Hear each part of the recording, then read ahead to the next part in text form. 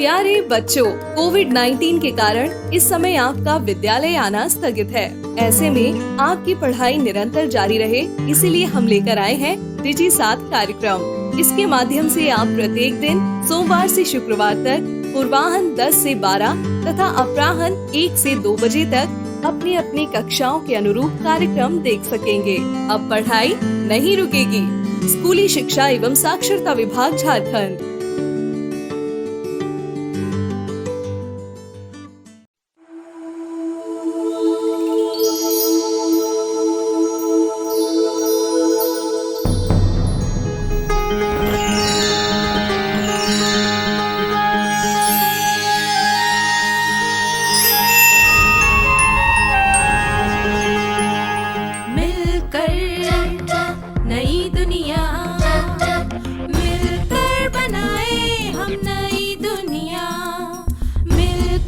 जीत ले हम सारी दुनिया। बीच हमें आज बोने दो, रोज उसे थोड़ा बढ़ने दो। छू लेंगे आकाश हम, मन के विचार हकीकत बने। सिद्धि फल से आनंद देंगे, कोशिश कर बढ़े, सोच बुलंद करे।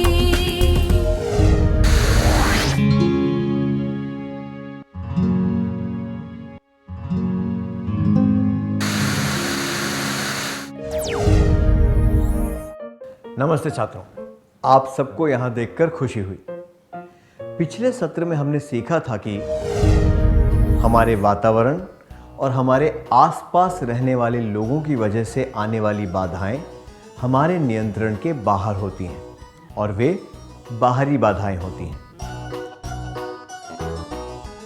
हमारे आसपास के लोगों के काम, उनके विचार, उनकी ईर्ष्या, मार्गदर्शन की कमी, पराजय और आर्थिक परेशानियां कुछ बाहरी बाधाएं हैं। हमारे आसपास के लोगों के साथ तर्क वितर्क करने से हम उनके द्वारा खड़ी की गई बाधाओं को दूर कर सकते हैं। मार्गदर्शन की कमी वाली बाधा को किताबों से, बड़ों से बात करके और अंतर्जाल की मदद से पार करना चाहिए। दूसरों की ईर्ष्या वाली बाधा को पार करने के लिए उनकी बातों पर ध्यान नहीं देना चाहिए।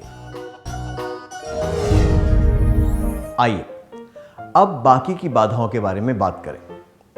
अगली बाधा है पराजय। स्कूल की प्रतियोगिता में विमला ने जितनी बार भी ऊंची कूद लगाई, उतनी बार वो असफल हुई। इस वजह से वो फिर से कूद लगाने से कतरा रही है। उसे लगता है कि अब वो जीवन में कभी भी ऊंची कूद नहीं लगा सकती। अगर आप उसके करीबी मित्र होते तो आप उसे कैसे हिम्मत दिलाते? क्या आप दोनों इस दृश्य का अभिनय करके दिखा सकते हैं?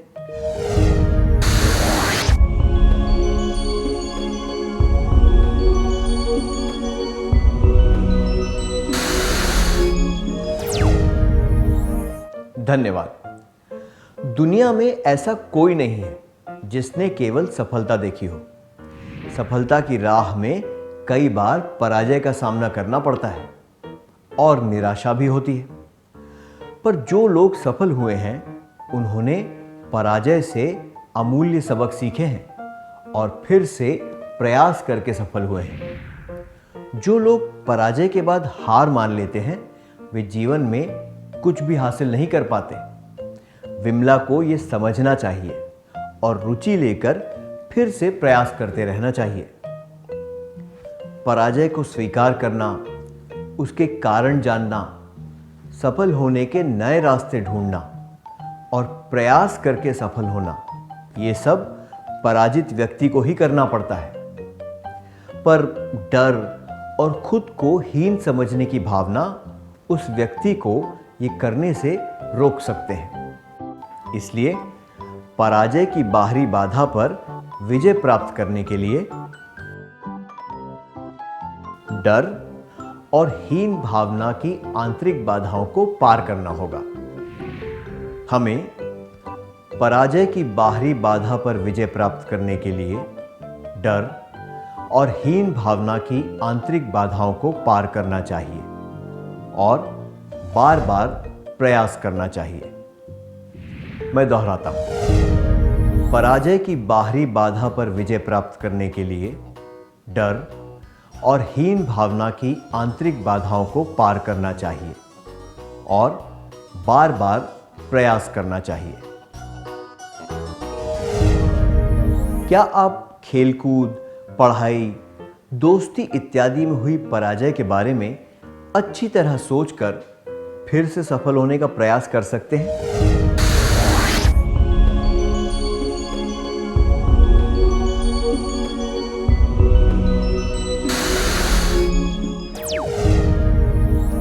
अपनी भावनाएं बताने के लिए धन्यवाद। अगली बाधा है आर्थिक परेशानियां। समीर पढ़ाई में अच्छा है। उसके माता पिता रोज मजदूरी करके पैसे कमाते हैं। जैसे ही समीर ने 12वीं की परीक्षा पास की, उसकी मां बीमार पड़ गई। आगे पढ़ाई करने की जगह समीर को घर चलाने के लिए काम करना पड़ा। अगर आप समीर की जगह होते तो आप क्या करते? पढ़ाई छोड़ देते और काम करने लग जाते? काम करने से मना कर देते? परिवार के खर्चों का उचित तरह से ध्यान रखते हुए पढ़ाई चालू रखते? 1. पढ़ाई छोड़ देते और काम करने लग जाते। 2. काम करने से मना कर देते। 3. परिवार के खर्चों का उचित तरह से ध्यान रखते हुए पढ़ाई चालू रखते।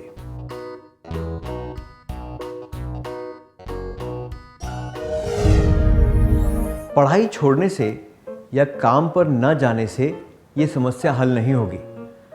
परिवार के खर्चों का उचित तरह से ध्यान रखते हुए पढ़ाई चालू रखने से ही इस बाधा को पार करने में मदद मिल सकती है। अगर वो आधे दिन के लिए काम करे तो उसके परिवार को आर्थिक सहायता मिलेगी और वो पढ़ाई भी कर पाएगा। छात्रवृत्ति के लिए निवेदन करने से या फिर बैंक से कर्जा लेने से भी मदद मिल सकती है। आर्थिक परेशानियों की बाधा को पार करने के लिए परिवार के खर्चों का उचित तरह से ध्यान रखना चाहिए। जो मौका मिले उसका पूरा फायदा उठाना चाहिए और उपलब्ध संसाधनों का जिम्मेदारी के साथ उपयोग करना चाहिए। आर्थिक परेशानियों की बाधा को पार करने के लिए परिवार के खर्चों का उचित तरह से ध्यान रखना चाहिए। जो मौका मिले उसका पूरा फायदा उठाना चाहिए और उपलब्ध संसाधनों का जिम्मेदारी के साथ उपयोग करना चाहिए। अब एक क्रियाकलाप करेंगे। मां की बीमारी की वजह से जो कमाई का नुकसान हो रहा है उसे दूर करने के बारे में समीर ने अपने पिता से बात की। क्या आप दोनों इस दृश्य का अभिनय करके दिखा सकते हैं?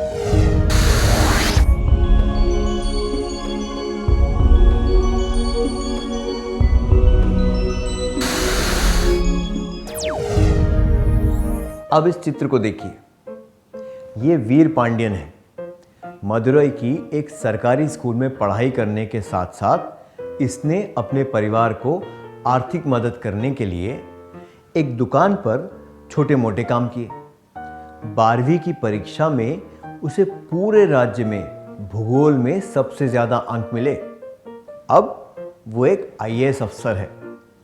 आत्मविश्वास और प्रयास से उसने अपनी सारी बाधाएं पार कर ली। क्या आपने वास्तविक जीवन में या फिर अखबार में किसी ऐसे व्यक्ति के बारे में सुना है जिसने कड़ी मेहनत और समझदारी से आर्थिक परेशानियों को पार कर लिया हो? क्या आप इसके बारे में सबको बताना चाहेंगे?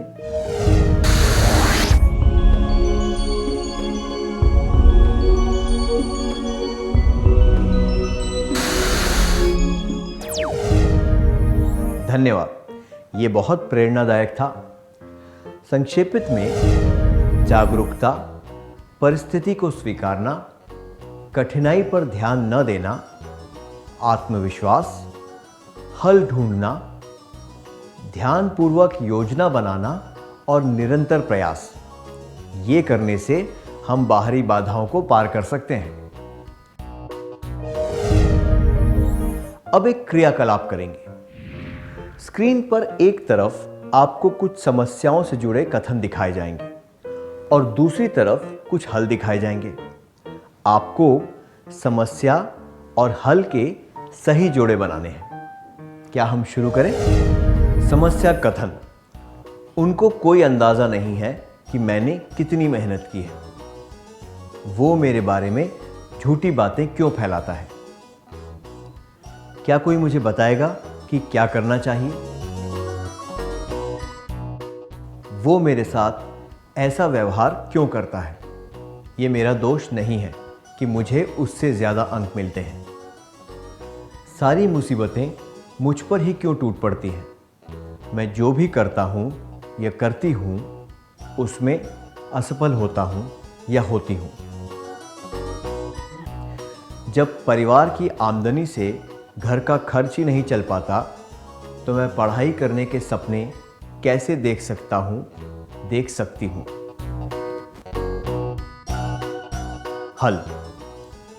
हल ढूंढने की कोशिश करें। जागरूकता फैलाएं, ध्यान न दें। ध्यान से योजना बनाकर काम करें।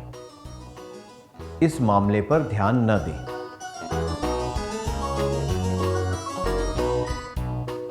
अटलता से प्रयास करें।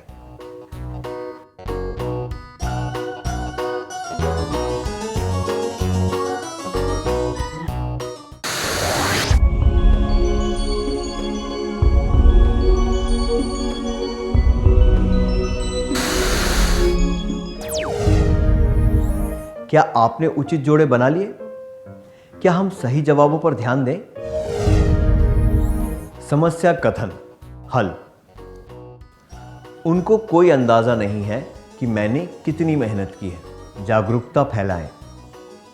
वो मेरे बारे में झूठी बातें क्यों फैलाता है? इस मामले पर ध्यान न दें। क्या कोई मुझे बताएगा कि क्या करना चाहिए? हल ढूंढने की कोशिश करें। वो मेरे साथ ऐसा व्यवहार क्यों करता है? ये मेरा दोष नहीं है कि मुझे उससे ज़्यादा अंक मिलते हैं। ध्यान न दें। सारी मुसीबतें मुझ पर ही क्यों टूट पड़ती हैं? मैं जो भी करता हूँ या करती हूँ उसमें असफल होता हूँ या होती हूँ। अटलता से प्रयास करें।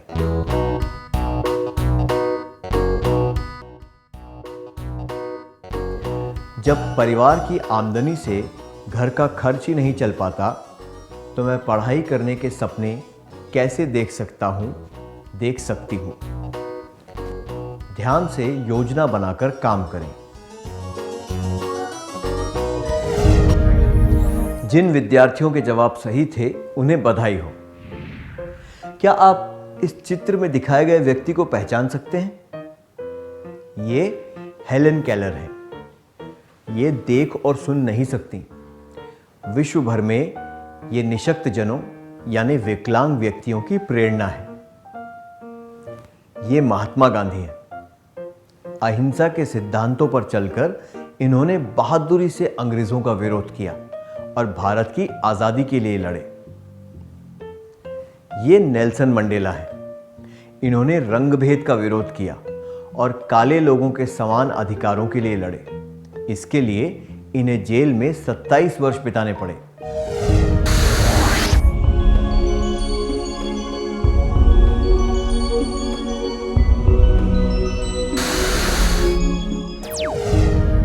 अपने जवाब बताने के लिए धन्यवाद। इन सब ने दृढ़ निश्चय किया। ये अपने निश्चय पर डटे रहे। इन्होंने बाधाओं को पार किया। अपने लक्ष्य पर पहुंचने तक इन्होंने सारी मुसीबतों का सामना किया। ये अपना प्रण पूरा करने में सफल हुए। ये तीनों हस्तियां दुनिया भर में प्रसिद्ध हैं और सब लोग इन्हें पहचानते हैं। पर ऐसे कई अनजाने नायक और नायिकाएं हैं जिन्होंने अपने परिवार को मुसीबत से बचाने के लिए कई कठिनाइयों का सामना किया है। जैसे कि गांव में पीने के पानी का प्रबंध करना या किसी पिछड़े हुए इलाके की भलाई के लिए काम करना। उन्होंने पूरी दृढ़ता के साथ प्रयास किया और अपने काम में सफल हुए। क्या आप ऐसे किसी व्यक्ति से मिले हैं? ये व्यक्ति आपके स्कूल या आपके पड़ोस से हो सकते हैं। क्या आप इनके बारे में हमें जानकारी देंगे?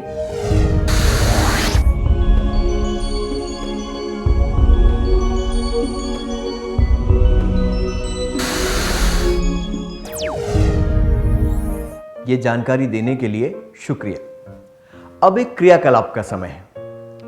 क्या आप सब अपनी बाहरी बाधाओं की सूची बनाएंगे और उनको पार करने की योजना भी बनाएंगे? आपको ये सूची किसी को दिखाने की जरूरत नहीं है।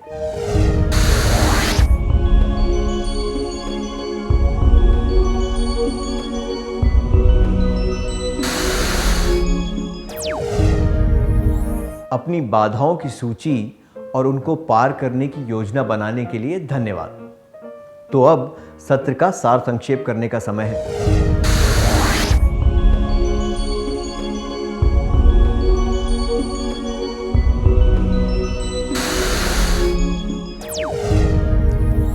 हमारे वातावरण और हमारे आसपास रहने वाले लोगों की वजह से आने वाली बाधाएं हमारे नियंत्रण के बाहर होती हैं और वे बाहरी बाधाएं होती हैं।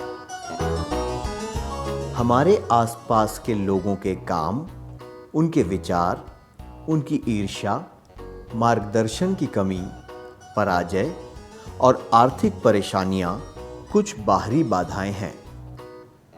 जागरूकता, परिस्थिति को स्वीकारना, कठिनाई पर ध्यान न देना, आत्मविश्वास, हल ढूंढना, ध्यानपूर्वक योजना बनाना और निरंतर प्रयास, ये करने से हम बाहरी बाधाओं को पार कर सकते हैं। इतनी अच्छी तरह सार संक्षेप करने के लिए धन्यवाद। क्या अब हम थोड़ा गृह कार्य लिख लें ताकि ये बातें हमें अच्छी तरह याद रहें?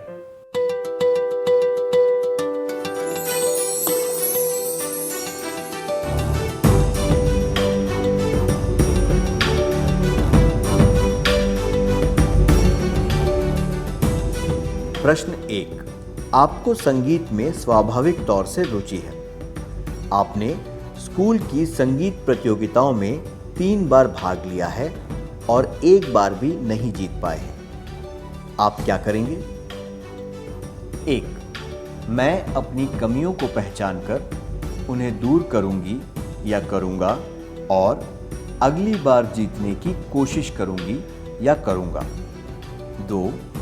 मैं संगीत प्रतियोगिताओं में भाग लेना बंद कर दूंगा या कर दूंगी। 3। मैं खुद को सांत्वना दूंगी या दूंगा कि निर्णायक मेरा हुनर नहीं पहचान पाए। प्रश्न 2। किताबें पढ़ना आपका शौक है, इसलिए आप हर सप्ताह एक किताब खरीदना चाहते हैं, पर आपके माता पिता कहते हैं इसका खर्चा आपको खुद ही उठाना होगा। आप क्या करेंगे? जवाब: 1। मैं ये शौक छोड़ दूंगी या छोड़ दूंगा। 2। मैं अपने माता पिता के साथ झगड़ा करूंगा या करूंगी। 3। मैं हर सप्ताह सार्वजनिक पुस्तकालय जाकर किताबें पढ़ूंगी या पढ़ूंगा और अपने जेब खर्च से पैसे बचाकर किताबें खरीदूंगी या खरीदूंगा।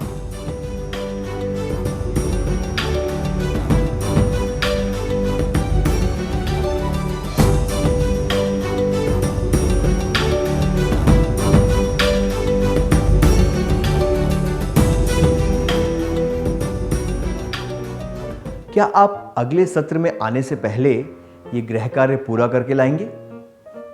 तब तक के लिए अलविदा।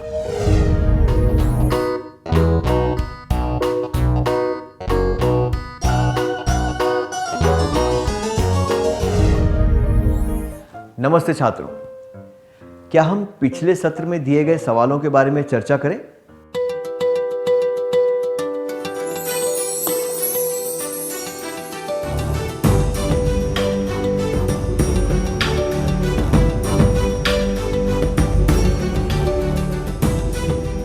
प्रश्न 1। आपको संगीत में स्वाभाविक तौर से रुचि है।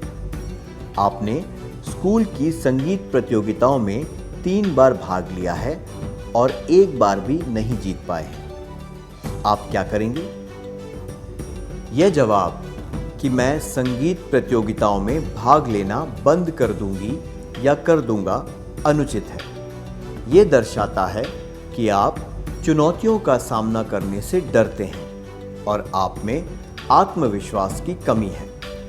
ये जवाब कि मैं खुद को सांत्वना दूंगी या दूंगा कि निर्णायक मेरा हुनर नहीं पहचान पाए भी अनुचित है। ये दर्शाता है कि आप पराजय से सबक सीखकर आगे नहीं बढ़ना चाहते, ना ही आप कोई नया प्रयास करना चाहते हैं। ये जवाब कि मैं अपनी कमियों को पहचानकर उन्हें दूर करूंगा या करूंगी और अगली बार जीतने की कोशिश करूंगा या करूंगी उचित है। इसमें पराजय को स्वीकार करके उसका कारण पहचानकर हल ढूंढने की बात की गई है। ऐसा करने से ही आप बाधा को पार कर पाएंगे। आपने कौन सा उत्तर चुना?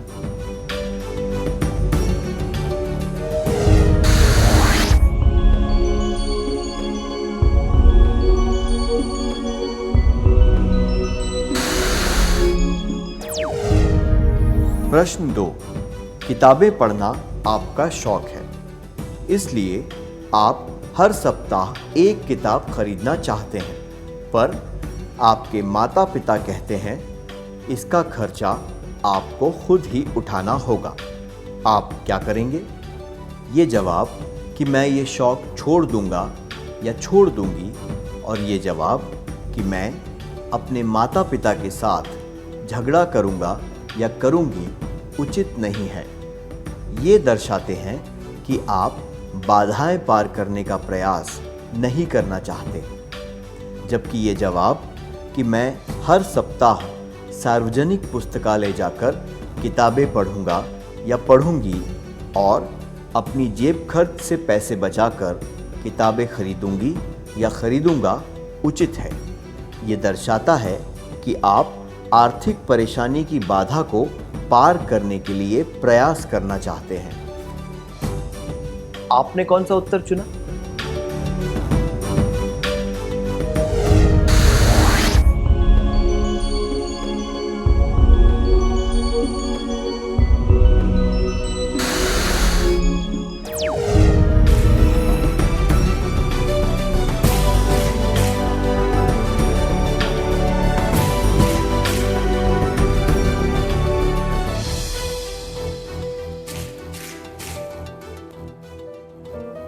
जिन विद्यार्थियों के जवाब सही थे उन्हें बधाई हो। क्या अब हम अगला सत्र शुरू करें? इस प्रसारण से संबंधित सुझाव, अपने प्रश्न इत्यादि आप हमें jcertrg@gmail.com तथा टोल फ्री नंबर 1800 5728 585 पर संपर्क कर सकते हैं।